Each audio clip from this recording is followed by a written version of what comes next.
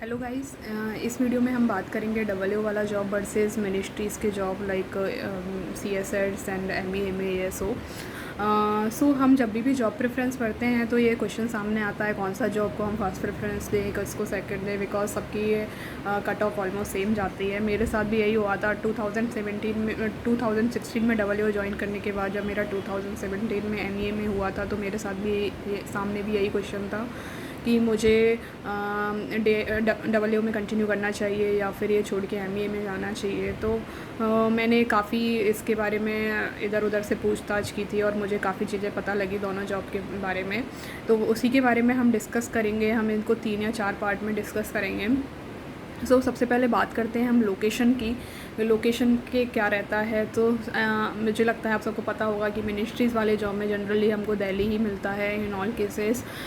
But M E A में sometimes अगर आपको रीजनल पासपोर्ट ऑफिस पे पोस्टिंग हो रही है तो आपको और दिल्ली के अलावा दूसरी जगह भी मिल सकती है, नहीं तो मेजॉरिटी ऑफ केसेस में आपको दिल्ली ही मिलेगा। डबल ए ओ में जबकि ये है कि ए जी ऑफिसेस जनरली कैपिटल में हैं, स्टेट्स की कैपिटल्स में हैं, और भी जगह हैं स्टेट में, बट सब बड़ी जगह पे ऑफिसेज हैं टीयर 2 सिटीज़ में। दिल्ली में भी पोस्टिंग होती है। 2016 में एक्चुअली दिल्ली में कोई पोस्टिंग नहीं हुई थी, बट 2017 में बहुत ज़्यादा पोस्टिंग हुई थी बिकॉज वहाँ पे कुछ रिस्ट्रक्चरिंग हुई सी ए जी ऑफिस में, एंड 2 नए हमारे ऑफिस बने थे तो उस वजह से काफ़ी लोगों को रिक्रूट किया गया। बट ये है कि अगर आप और कहीं भी पोस्टेड होते हैं, आपको होम स्टेट जाना है, दिल्ली जाना है, तो there are 2 options by which you can go there.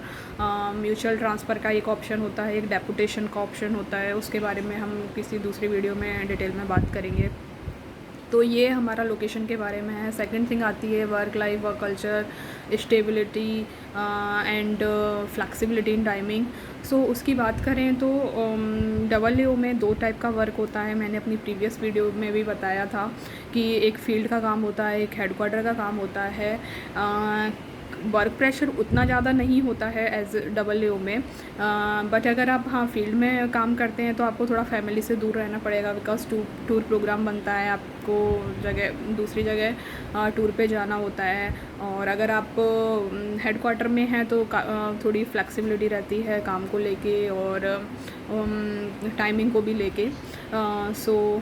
But ministries में I think C S S में काफ़ी चिल है, मोनोटोनस टाइप का वर्क है। एंड जबकि एम ई ए में थोड़ा हेक्टिक रहता है काम को लेके, काम थोड़ा ज़्यादा रहता है। मैंने जब पूछा था तो कुछ लोगों ने बताया कई बार अगर आप ऐसे सेक्शन से एसोसिएटेड हैं जहाँ पे काम ज़्यादा है तो आपको सैटरडे वगैरह में भी जाना पड़ता है।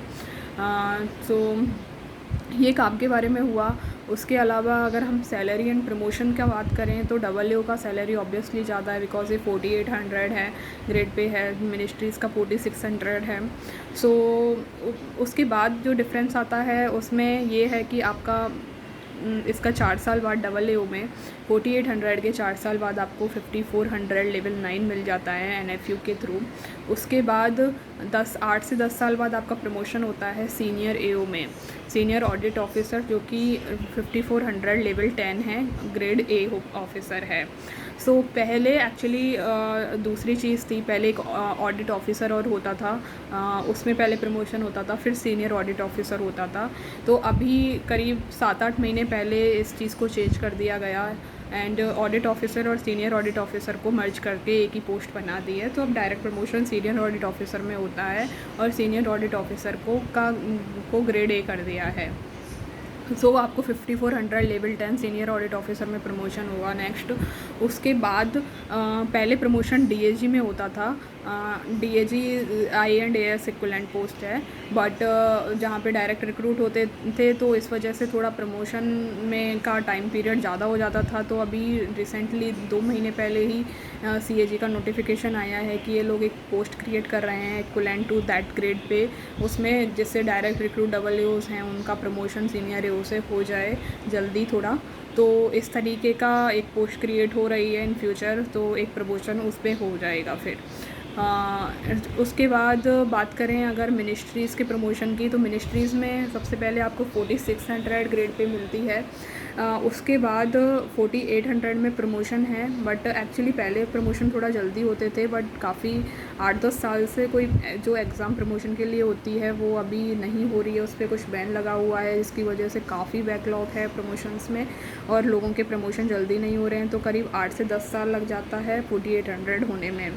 उसके बाद 4800 के 4 साल बाद आपको NFU मिलेगा, उससे आपका 5400 लेवल 9 होगा और उसके बाद नेक्स्ट प्रमोशन है अंडर सेक्रेटरी और वो है 5400 लेवल 10। ये होता है प्रमोशंस की बात। ME और CSS में सेम ही हैं। अगर उसके बाद हम बात करें हैं अथॉरिटी पावर की, तो एक्चुअली AAA में आप ऑडिटर्स के सीनियर होते हैं, तो आप थोड़ा वर्क डेलीगेट कर सकते हैं। लाइक नोटिंग ड्राफ्टिंग का काम जनरली चार्ज ऑडिटर्स को दिया जाता है, वो पुट करते हैं। आप मेनली साइनिंग अथॉरिटी होते हैं, आपको चेक करना होता है। अगर कुछ काम ऐसे हैं, कई बार स्टाफ की कमी की वजह से या काम ऐसा है कि AAA को ही करना है, तो वो आपको भी कई बार ये काम करना पड़ता है। जबकि मिनिस्ट्रीज़ में आप जूनियर मोस्ट होते हैं, तो आई थिंक नोटिंग ड्राफ्टिंग और ये वाले सारे काम आपको ही करने रहेंगे। So these are the things I have considered जब मेरा ME में हुआ था और मेरे को चूज़ करना था।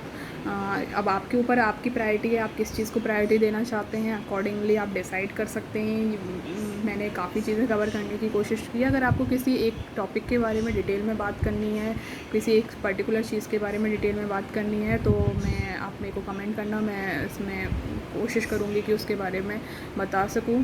किसी ने मुझसे प्रमोशन के बारे में पूछा था, मैंने काफ़ी डिटेल में कोशिश की है प्रमोशन के बारे में बताने में। तो अगर आपको और डाउट हो तो आप कमेंट कर सकते हैं। तो बाय।